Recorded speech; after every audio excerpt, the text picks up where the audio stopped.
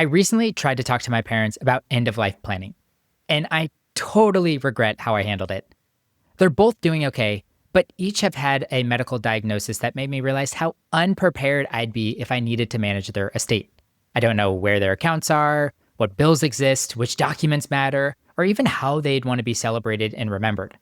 So, in true Phi fashion, I made a checklist, sat them down, and said, we need to start documenting everything. But looking back, I totally missed the emotional weight of that moment. And after talking with a few friends, I realized I'm not alone.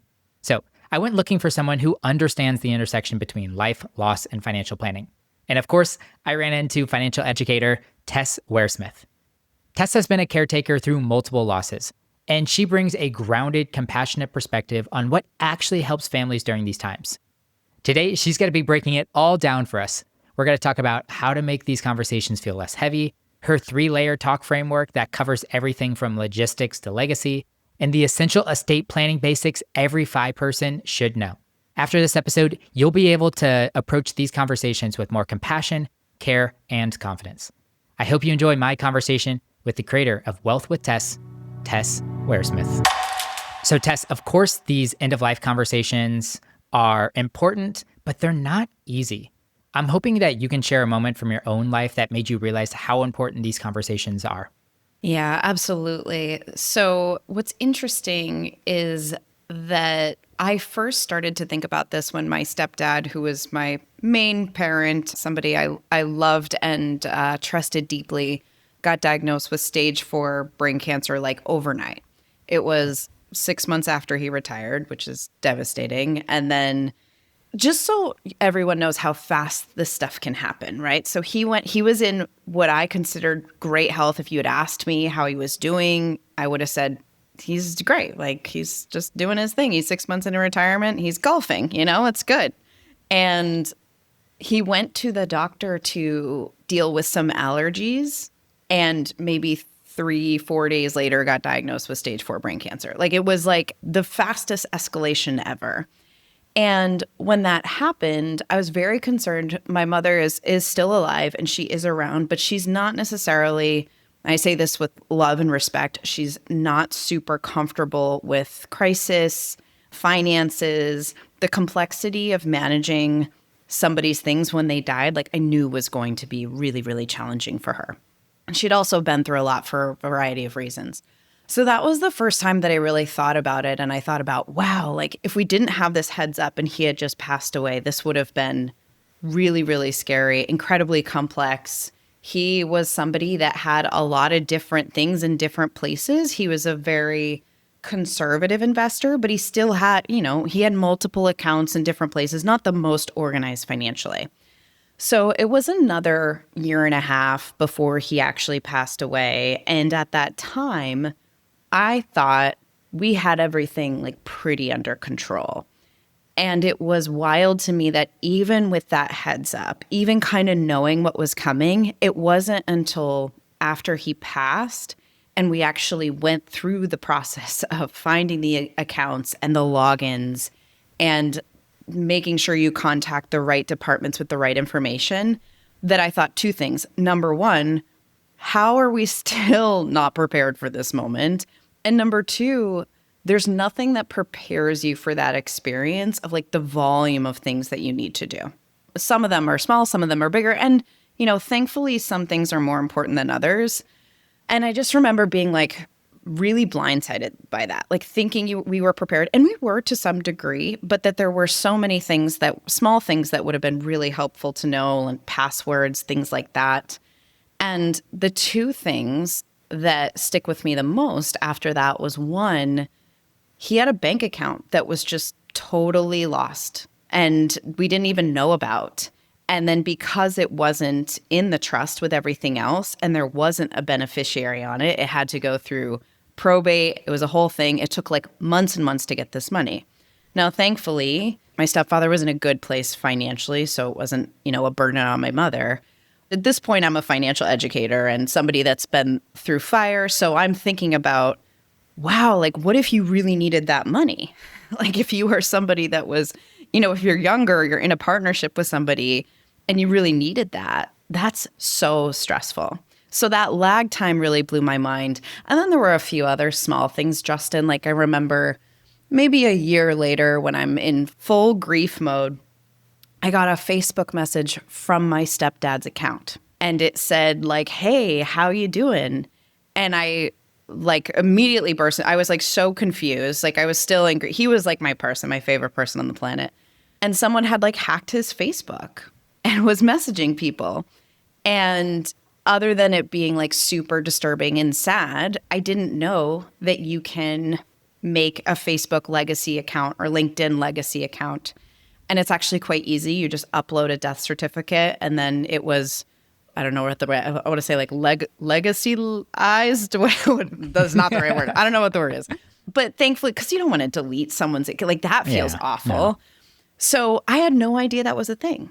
And then I shared that tip on Instagram and it went completely viral. And I was like, okay, so none of us know or are at least thinking about this.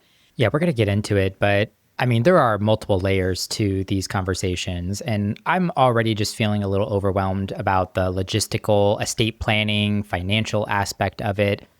But there's a lot of other conversations and stories that I want to have and understand with someone that may pass away, especially my parents. Like I'm going through that right now. They had a cancer diagnosis, both of them too. And that just, I'm like, man, I don't even, let's set all the financial side stuff aside. I don't know if they would rather be cremated or have a burial. Like there are so many things I don't know about them.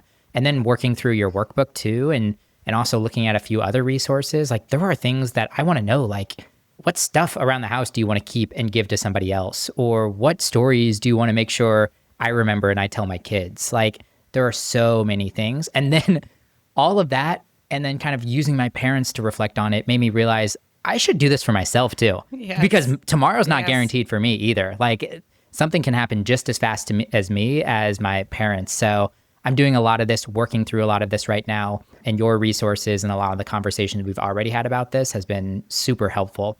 But let's jump into the conversation itself. You said it's awkward. I didn't know there'd be too many more awkward conversations, as money is things that we talk about consistently on this show. And I'm like, man, what can be more awkward than that? Maybe sex, but dying seems to be up there with those two. It's hard. Like it's got a different kind of stigma attached to it. It can be heavy, it can be sad, it can be overwhelming, it can be awkward. What are some of your strategies to approach this conversation for the first time with a loved one? So before you have the conversation, I think it's really important that you understand fully why you're having, and like think through that personally so that you get in the right mindset of why this matters, and also spend some time putting yourself in their shoes too.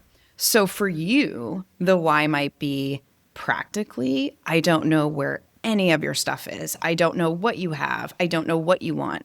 That's from your perspective. Then you have to think about, they're going to react in a way that's probably unexpected when you ask them. They could be really prepared for this conversation. Some people are, or they could be really, really nervous. And so I think before you even like have the conversation, come up with a very like low lift goal. What maybe it might be to set another time to have the conversation. It might be to just check their temperature about how death and mortality makes them feel. And then also why you need this information too. So it's really important, obviously, especially in a situation that you're in, where your parents are probably having all kinds of wild emotions and discoveries and fears and things that they've never confronted before. It can, if you're coming from the perspective of like, I want to honor your legacy and I want to make sure that we're organized, but they're also in a way that is going to be impossible for us to understand. For somebody that's never been in that position, we just can't. That's one of the, like a lived experience we won't get until we get to that point in our life. So I think that that's the first step, is like really getting clear on what your mindset is before you go into that conversation. And then I would say the second thing is to be really careful with timing. Are you in a safe space with this person? Ideally, it's not like in between meetings. You don't just text them out of the blue. Like ideally, it's like ideal world, maybe like couch, tea, everyone's calm, just finished a Hallmark movie, you know, something that's like warm. Because again, I have been surprised at how people react so strongly, that people don't want to admit that death is even a thing that's going to happen to them. Not everyone's like that, but a lot of people are. And I feel this way strongly now because I'm in my late 30s, and it's very common for me to have this conversation because so many people in my family have already passed away. But that's not the case with everybody else. So I think that those two things are really important. And then the third thing, as I mentioned, is what's your initial goal, and like have low expectations. Like if you open up the conversation and they're like, that's a great idea, let's make sure we get into it.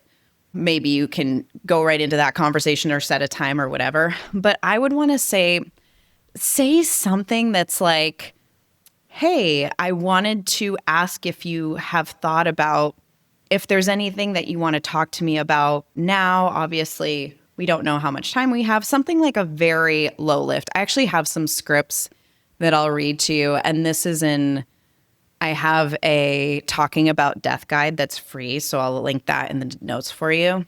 But one of the things that I have here are a few lines that you can tweak to like start this conversation. So the first one, if it's like a partner or a spouse, you could say, I've started thinking about organizing some important stuff, not because anything's wrong. I just want to be prepared in case something happens.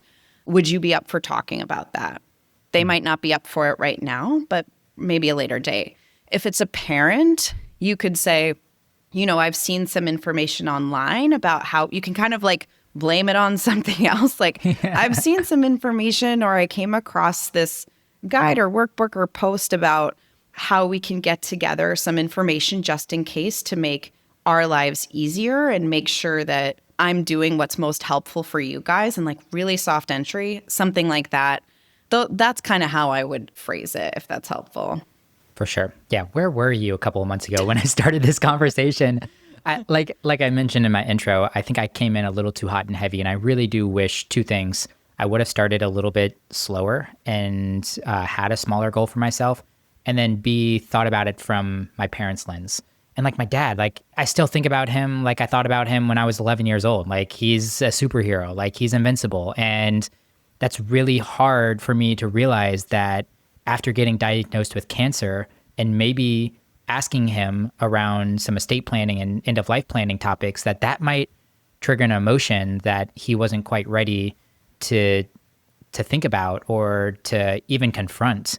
And I realized I did that. And I was so confused why everything was so short and concise when he talked about that. I was like, oh, would you rather do burial, funeral? He's like, I don't care. Like whatever happens after life is you guys can decide, kind of thing. And that was like a response to so many of the questions I was asking him.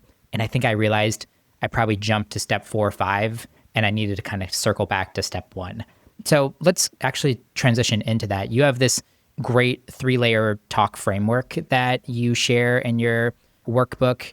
I mean, we'll get into each of the layers and kind of what might be included in those conversations, but why do you think this structure in particular works so well whenever you're having these conversations? Yeah, so I think it goes back to how you approach this conversation and the initial goals and things that are easier to talk about. I think in many cases, it's easier to say, hey, I'd love to just get some things organized and make sure that I understand what's going to be most helpful to you. Can we set a time to talk? And then, okay, great, you have that time. If you jump in with like, what do you want your legacy to be after you die? That's some heavy stuff, right? But if you're like, so let's organize some accounts, like what subscriptions do you have? Like just like trying to get an understanding of practically what might need to be done, like where things are. That's much more like data focused, tactical, practical. And that's an easier conversation to have than what do you want to leave me when you die? So that's why when I thought through the framework of like how ideally I would have these conversations in the future and kind of what I had the opportunity to do with my aunt, I think I'm very blessed in some ways in that I had the opportunity to do this where a lot of people don't get a heads up. So there have been times when I wasn't able to have these conversations, but now that I've been through it a few times, she called me in April of this year. She had stage 4 lung cancer, and she had decided to do death with dignity within the month, which is medical assisted suicide. It's legal in Maine, Vermont, and I believe Washington. And so the first thing I did was ask her, okay, like practically, what do you need right now? First of all, like, what do you need? Is there anything I can do for you? And she said, like, no, not really. I said, okay, great. I have some questions for you, if you don't mind, in terms of like what you have going on. And so then we started with like the practical stuff, like house, accounts, things like that. Then as time went on throughout that month, then it started to get more personal. And I could ask her questions like things I wanted to know, ask her questions about special things in her house. And that was kind of like phase 2 was like, okay, we've gotten like the practical stuff out of the way. What like personally is important to you? What information do I want to know? You're allowed to be selfish. This person is going to leave us. So I asked her, of course, I didn't sit there for a month asking her every question. You have to respect this person wants to spend time the way they want. One of the things that I did that I'm so glad I did was I gave her this book, I Want to Know Your Story. It's like a $12 Amazon book. And it just has like, what's your favorite song? What's your favorite like movie? And I gave it to her and it's like, it's not super thick, but it's like a lot of information. And I just said, I would be so grateful if you chose a few things to write in here. I didn't say, please do this like 80-page homework for me. I just asked her a few questions. And that was really nice. And that just felt like I got to know her so much better. And then the last thing was really making sure that I understood what she wanted most. Were there people, and this is like the third phase is like the legacy phase. Like, who do you want me to call? Like, are there certain things or money or like, what do you want me to carry forward in your honor? That's a deep question. Like, how can I like carry on your legacy? For her, it was a good example of this is she wanted me to help my brother with some stuff. And my brother's estranged. We have a very difficult relationship. So that's a big request. And she obviously isn't going to know whether I did or I didn't. But I love knowing that that was something she wanted me to do, was to try my best to get that relationship into a good place. And that's some heavy stuff. So I think if you have the opportunity and the heads up, and I say opportunity like intentionally, like it is an opportunity because a lot of people just lose their person and they have a lot of empty questions and questions unanswered. So if you have the opportunity, I think the first step is like some of the easier practical pieces. The second step is personal. What do you want? What do they want?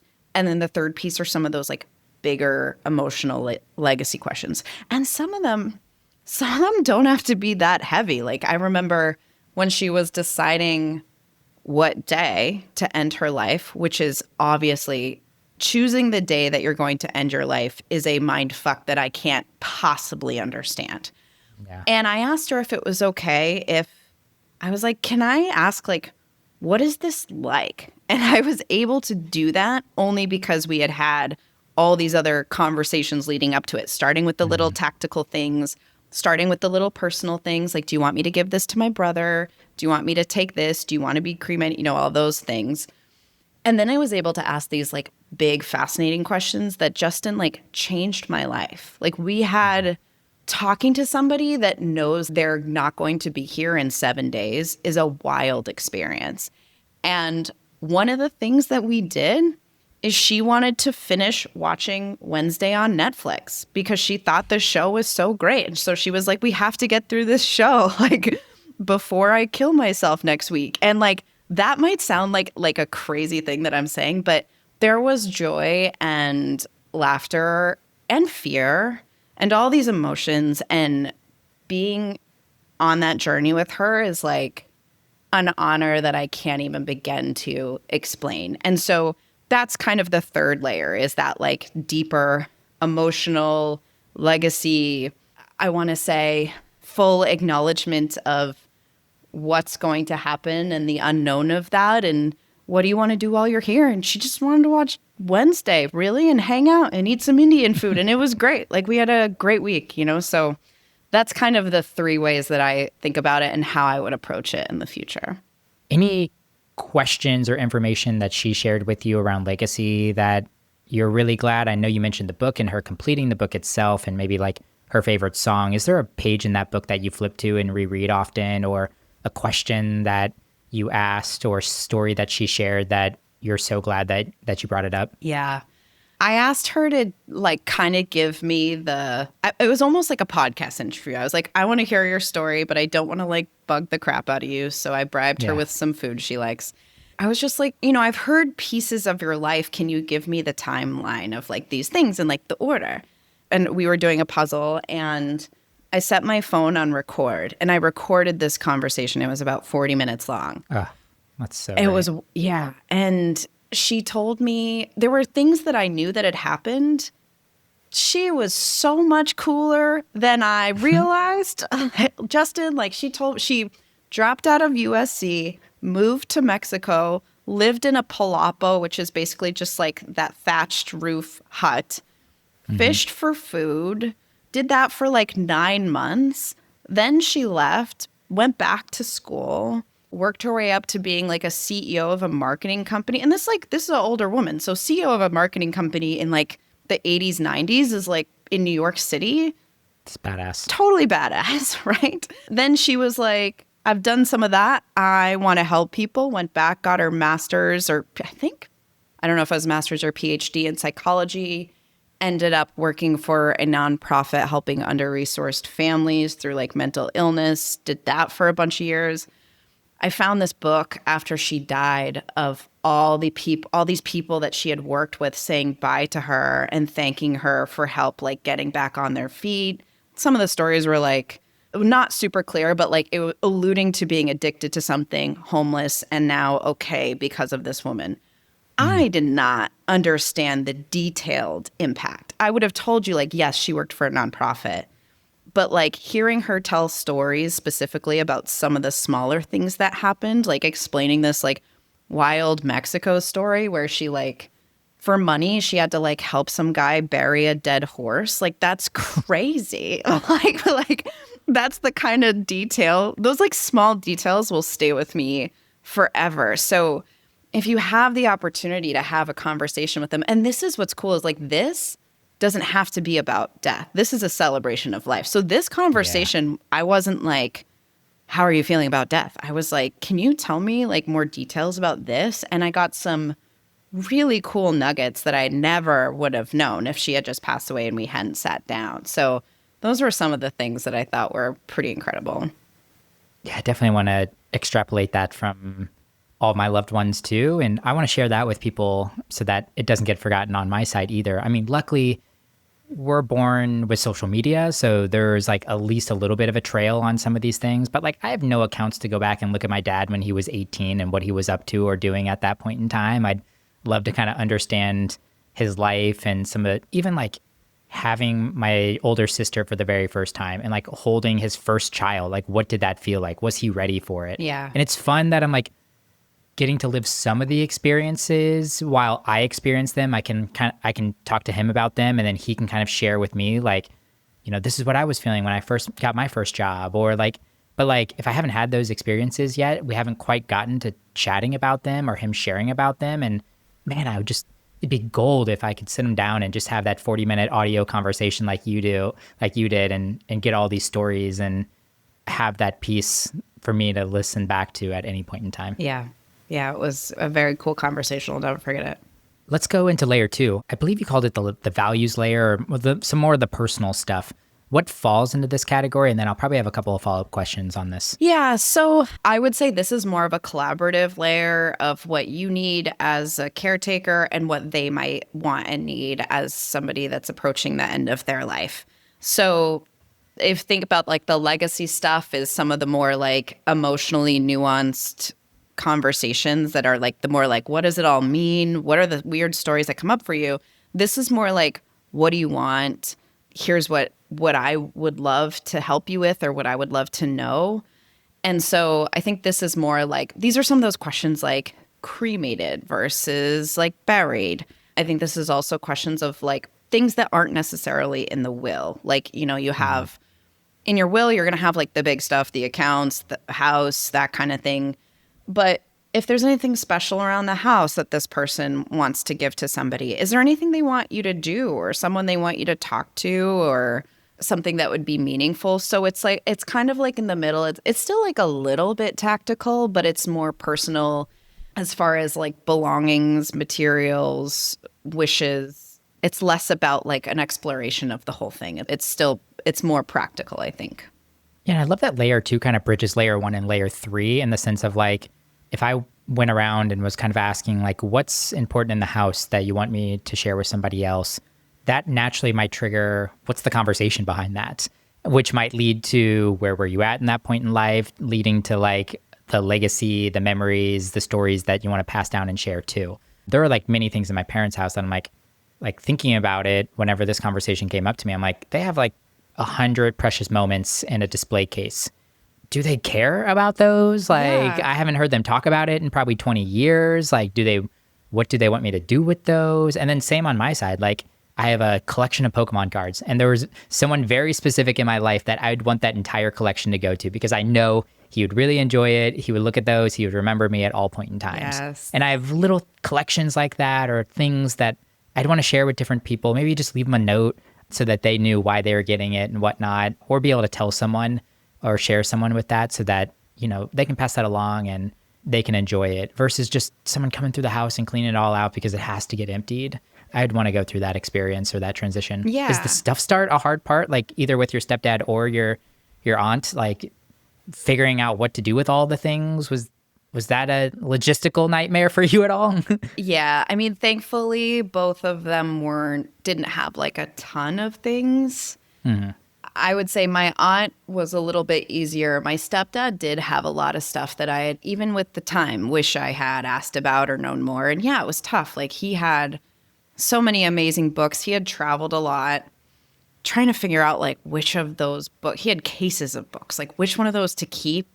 And that process, for those of you that haven't gotten there yet, the best advice I can give to you when somebody passes is to like give it a minute. If you have the luxury to take your time, like in the first immediate moment, everything in the house is important and I care about all of it and all of it is a legacy.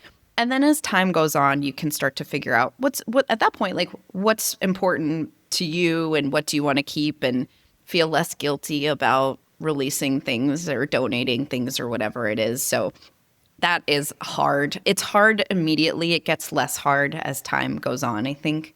The other thing that we haven't really talked about is also not just like cremated or buried, but also like, do you want a celebration of life? Do you want a eulogy? Do you want, like, I've thought about this a lot now.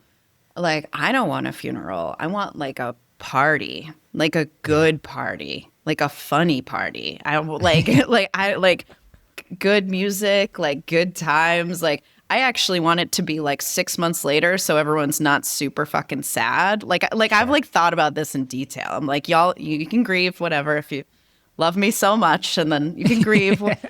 And then like 6 months later when you're in a better spot, then like here's $20,000 and have a sick party on my behalf. Yes. Like that sounds Yes. awesome to me. So that's the kind of stuff that like is worth thinking about. And especially for like fire people, when you're thinking about like the value of money, like I think it's a really helpful exercise if you're dealing with a parent or a loved one that's in this situation to think about what you would want, not necessarily because it's what they would want, but it's a good like thought exercise to think about the different options and help you be a little bit less stressed about that conversation. Because you haven't thought about it for yourself at all. Like you have now, right? Like did you, Justin, did you think about the Pokemon thing like earlier? Is that like it's a newer thing, right? It's a newer thing, definitely. Exactly. So I think that self-reflection of like, if I died, like what would I want is valuable to help you feel a little bit less scared, help these conversations feel less scary. Yeah, I want to take the guesswork out of it. If I was organizing a celebration of life or whatever for a loved one and vice versa, like I don't want to pass and like someone like have to take on the burden of guessing what I would want or feel guilty that they might not. Like I know I've heard you mention that you weren't sure with your stepdad's funeral if that is what he would have wanted or not. Like that's really hard and that might sit on me. And at a time where it's probably the hardest, like when you're just sad and feeling down too, like I want to get everything I can kind of off my plate at that point in time because I know I'm going to need time and space and energy to just think through and be able to really appreciate and celebrate and be sad in the moment and whatnot. Like, and then on top of that, you got all this layer one stuff that's got to hit you too, that you're going to have to start transactionally doing. Like, it is just, I can't imagine all of the mixed emotions that are in such a compact time frame. Totally. I'm so glad you brought up my stepdad. I totally forgot about that. That was really awkward moment, like being at his funeral that I don't think he wanted. And then there were like religious ceremonies that were sort of forced upon the situation by other people that I will not name. And I just remember sitting there being like, well, he wouldn't want this. And that's a crappy feeling. Like, obviously it doesn't matter to him, but to me as someone that knew and loved him, I'm like, this is not a representation of like who he was. And I wish he had been more specific to be like, you all are going to go on a golf outing. Here are your gift cards, or whatever he wanted, you know? So, or if you don't care, you don't care. And that's okay too, I suppose. But that was definitely, it's okay if you don't know what someone wants, but like, I knew he wouldn't have liked that. And that kind of sucked. Let's talk about layer one now, the easy stuff, the logistics. And I'm glad this is layer one because this has been the easiest of the conversation so far. Making the list of accounts was a good first easy step for me, both for myself and whenever I was talking about this with my parents. There's a bunch of stuff in here that I want to cover. And I think we're going to have to do a little bit of estate planning basic 101 if you can help with definitions. First question I have for you is will and trust. These are things that come up very often. I don't know if I necessarily know who needs which and why. What goes into that decision-making process? And I guess what is a will versus what is a trust? Sure.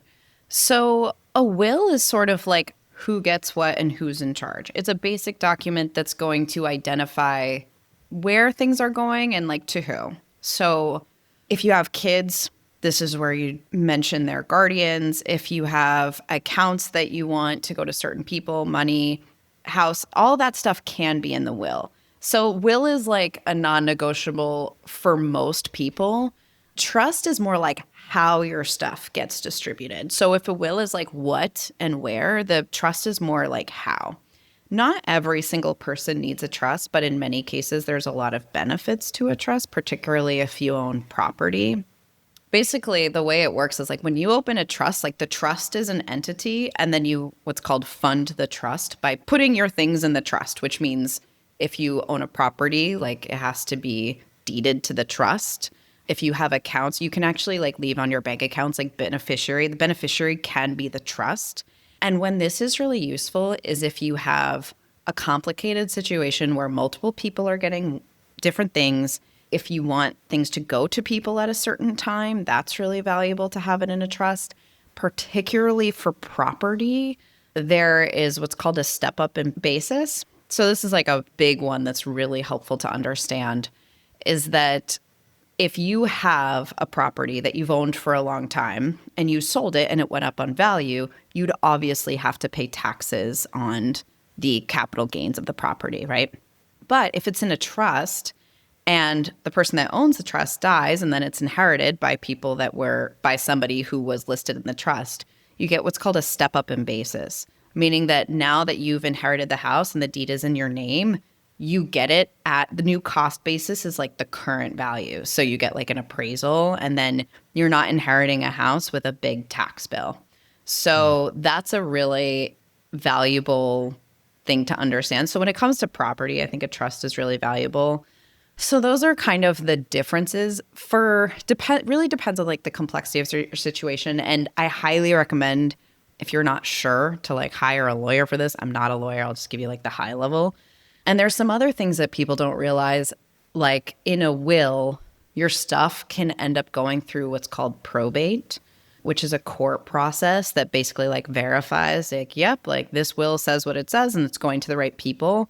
When you have a trust, you can sometimes skip that process. Probate can be expensive. It can cost a lot of money. But then related to this that a lot of people don't know, and I think this is like a great takeaway to do like now if you're listening to this, is update your beneficiaries on accounts. Because those actually trump what's ever in the will. And a lot of people don't know that. So if you update your like transfer on death in your investing accounts or payable on death in your bank accounts, that is going to trump whatever it says in the will. So there have certainly been cases where wills were written, beneficiaries were not updated, and then you've got some messiness in terms of where things are actually going. So that's the high level. So at a minimum, make sure the beneficiaries are correct. Also, like another pro tip is with beneficiaries, like if you want to leave your stuff to your kids, if they are under, I think it's 18, if they're under 18 and you leave them as the beneficiary, there's cases where that creates complexity in terms of like how they inherit the money because they're minors. So it's best to leave adults on the beneficiaries, or if not, make sure you're really clear on what you want through a trust and a will. So I would say this stuff can get complicated. If your stuff is relatively simple, it's like all going to one person, and it's very clear there's not people that are going to contest that, a will might be enough. It's so worth the conversation, right? Like this is all your stuff. Like Trust and Will is a good online platform, or you can find like an estate lawyer. It's at least worth a conversation. What about power of attorney or POA? I hear this on occasion too. I don't know if I quite understand it. There might be like two different POAs that are out there. Can you break that down to me? Sure. So power of attorney is there are different powers of attorney.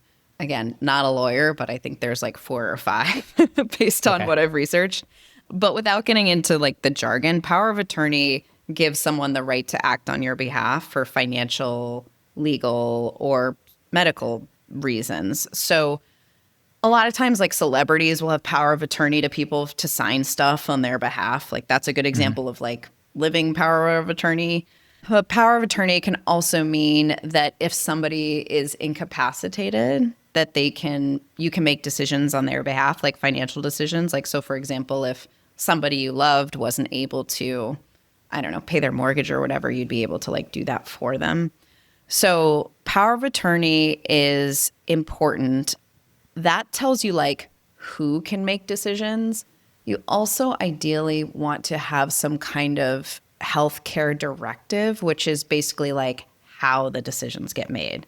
So who's going to make them and what do you want those decisions to be? So power of attorney is also the person that could potentially pull the plug. After going through a lot, my mother's very clear about this. If she is not in good health, she's told me far too many times it makes me uncomfortable that she wants it to be done. And she's gone over this with me multiple times. So she has a healthcare advance directive for that. So again, like which pieces you need, it can get complicated with all the jargon, which is why I'm so glad we're having this conversation, because it's worth it to just think about like, what do I want? And then do some research. Like, what would I need to make that happen? Like, I for sure also, if I'm in a coma and I'm not going to come back, like, I don't want to be left on life support. I know that. So what do I need for that? I need to tell someone what the deal is. And I have this for myself. I need to tell someone what I want, and I need to pick someone that I trust. And so I picked a very specific friend that I know would have no problem managing that situation for me. So that is really what those things are. And it's all part of this conversation of what you want. These are like, some people will call those estate docs. After someone passes away, they're obviously no longer valid, needed, but it's really valuable to have, I think. Speaking of documents, I mean, I'm sure there are a lot of documents that would be helpful, but if you could break down like an essential list of documents, let's say things are happening quickly and you need to make sure that we're getting a couple of key documents, what would those documents be? Yeah. So I would say beneficiary is number one. That takes like 15 minutes. Just do that as soon as you're done listening to this. Will or trust, what you have, where you want it to go, at least a will, potentially both. And then your power of attorney, healthcare directives. If something happens, God forbid, what do you want? Who's going to help make that decision on your behalf? And what do you want that decision to be? I think those are the main ones as far as like core estate docs. After someone passes away, you will need their social security card a million times.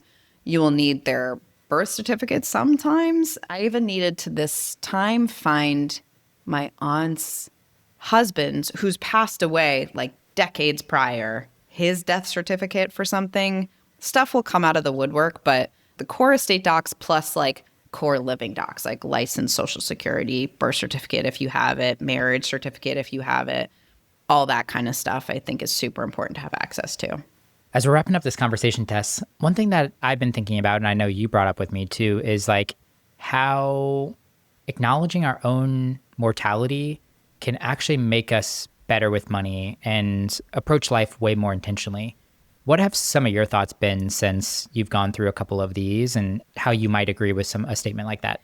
I'm so glad that you brought this up because this has been something I've been thinking about pretty regularly since all of this happened. Is, of course, there's the part of me as an accredited financial counselor that was like, how do I help people navigate this situation? And so I've created workbooks around that and resources and frameworks and all that stuff. But the other side of it is, as a person that is pretty much reached financial independence, as somebody that cares deeply about financial success, the other part, the conversation I've been thinking about a lot is, I'll say where I started when I was thinking about all this in the beginning, when I was grieving more about the death of people I cared about. At first, when you can be angry, it's easy to be like, well, like I worked so hard for all this money, like it doesn't even matter because we're all going to die. That's the first thought that I had.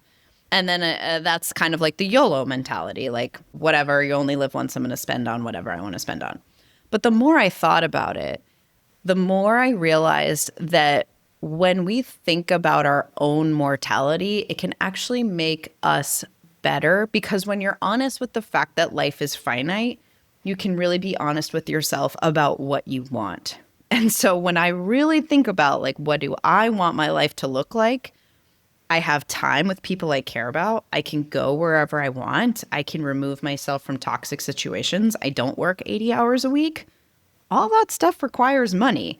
And none of what I just mentioned has anything to do with me buying shit buying like material stuff.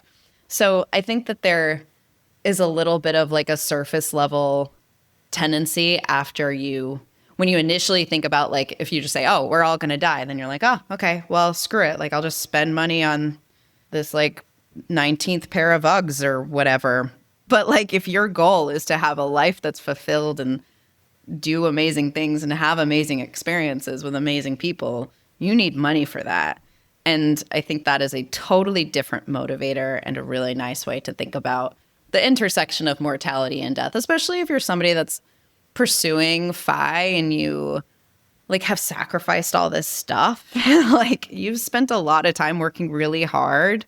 And I hope this conversation gives you the opportunity to reflect on not just what you want if something happened to you, but what you want your life to look like too. You've worked really hard for this flexibility. How can we use it in a way that's going to be fulfilling for ourselves and the people we care about? Yeah, the thought exercise almost gets me motivated and excited to make a life that I'm really proud of whenever that time does come. And that isn't typically buying things, but still many of these things that I want to do, impact and experiences, are going to require money. So I want to make sure that I am financially literate enough to take care of this so that I'm not always in this trap of having to rely on somebody else for the money and the resources that I need. And I want to kind of get past the whole money thing and start living life too. So totally. I've been pretty excited about that. And it's fun to be nearing the transition point and getting really excited about impacting legacy and memories and things like that now. Yeah, I asked myself this question what I'm just describing is like years of subconscious and conscious thought around money and death and what does it all mean. And after my aunt, maybe around the time my aunt was diagnosed, it was pretty quick before she passed away. But I asked myself the question, what would I be bummed that I didn't do on my deathbed? And what would I do if I had no shame about it? The answer to that for me turned out to be ballroom dancing, which Really? is now, yeah. So I remember like watching these beautiful dancers as a kid. I was an aerial acrobat for a while after college. So I've always been like very interested in dance, but I have no like formal dance training. Ballroom dancing lessons, PS, if you take like private lessons, are like really expensive. The like outfits are expensive. And I started doing it like 6 months ago. Justin, I did my first like ballroom dancing competition the other day. Yes. How'd it feel? It was like amazing. Like it was so ridiculous. Like it's me and like a lot of women in their like 60s, by the way, which is, I bring the average down. It's so fun to learn something new. It's pure joy. Like nothing about dancing is miserable. And as a very serious athlete for so much of my life, there hasn't been much that I have done that's physical that is for just pure joy, pure mastery. Like most things, and actually, I'm going to make that statement broader. Most of the things I have done in my life have been in the pursuit of achievement, career, athletics, Olympic goals at one point.